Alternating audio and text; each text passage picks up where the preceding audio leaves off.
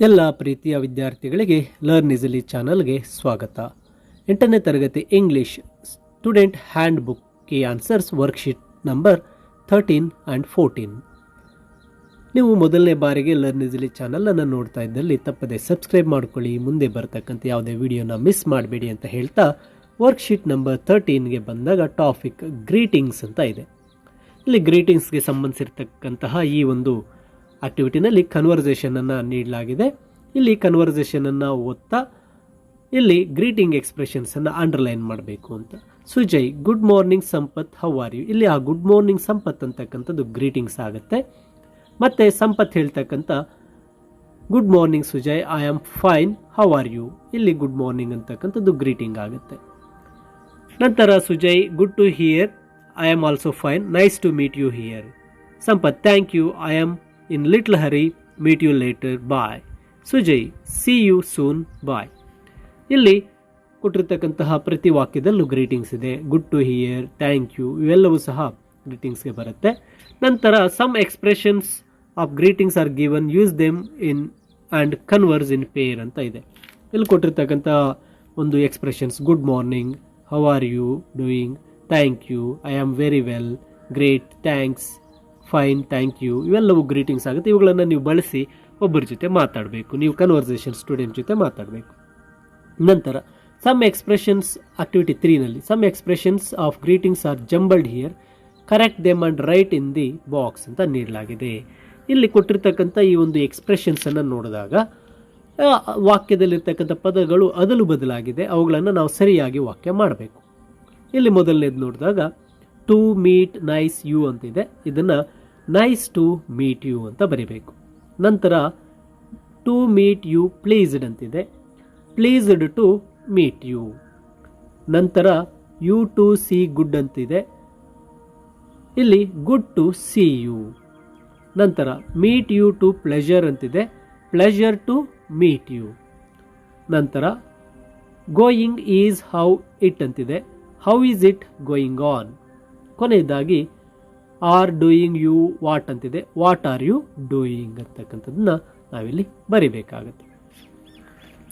ಇನ್ನು worksheet number 14ಗೆ ಬಂದಾಗ ಅಡ್ಜೆಕ್ಟಿವ್ಸನ್ನು ನೀಡಲಾಗಿದೆ. ಅಡ್ಜೆಕ್ಟಿವ್ಸ್ ಅಂದಾಗ ಗುಣವಾಚಕಗಳು, ಅಂದರೆ ನಾಮಪದಗಳ ಒಂದು ಗುಣಗಳನ್ನು ಹೇಳ್ತಕ್ಕಂಥದ್ದು.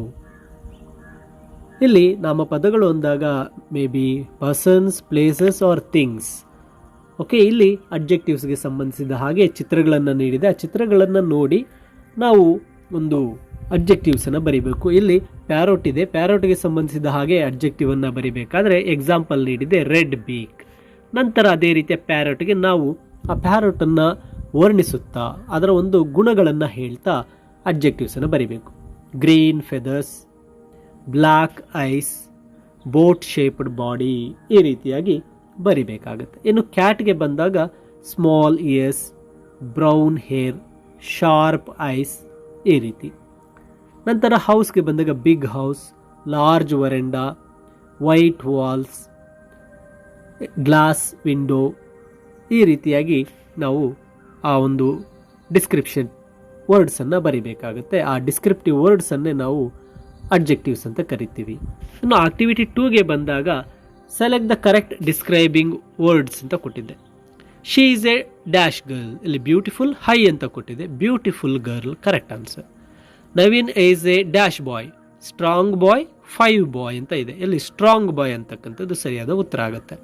ನಂತರ water is very dash big, transparent ಅಂತಿದೆ, ಟ್ರಾನ್ಸ್ಪರೆಂಟ್ ವಾಟರ್ ಆಗುತ್ತೆ.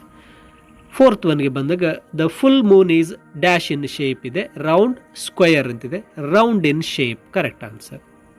ಇನ್ನು ಆಕ್ಟಿವಿಟಿ 3ಗೆ ಬಂದಾಗ underline the describing words in this passage.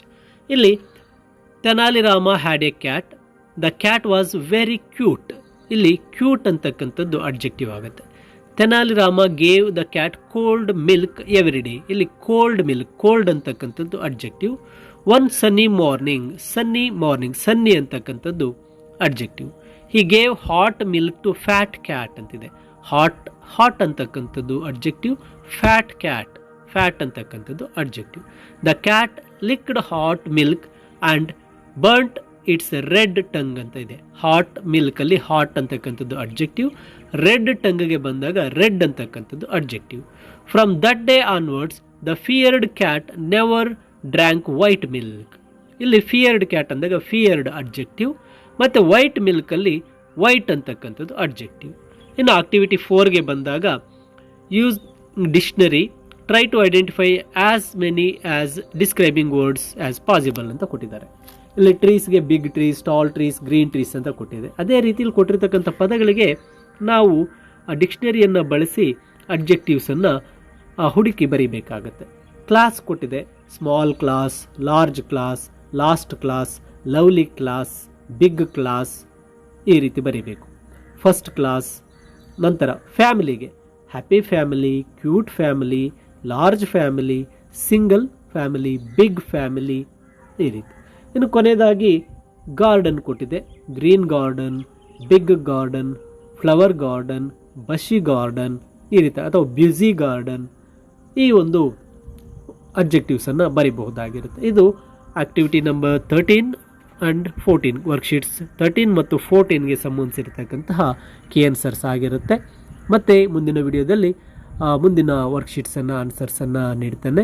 ನೀವು ಇನ್ನೂ ಲರ್ನ್ ಈಸಿಲಿ ಚಾನಲ್ಗೆ ಸಬ್ಸ್ಕ್ರೈಬ್ ಮಾಡದೇ ಇದ್ದಲ್ಲಿ ಕೂಡಲೇ ಸಬ್ಸ್ಕ್ರೈಬ್ ಮಾಡ್ಕೊಳ್ಳಿ. ಮುಂದಿನ ವಿಡಿಯೋಗಳನ್ನು ಮಿಸ್ ಮಾಡ್ಕೋಬೇಡಿ ಅಂತ ಹೇಳ್ತಾ ಎಲ್ಲರಿಗೂ ಧನ್ಯವಾದಗಳು. ತಪ್ಪದೆ ಮುಂದಿನ ವಿಡಿಯೋದಲ್ಲಿ ಭೇಟಿಯಾಗೋಣ.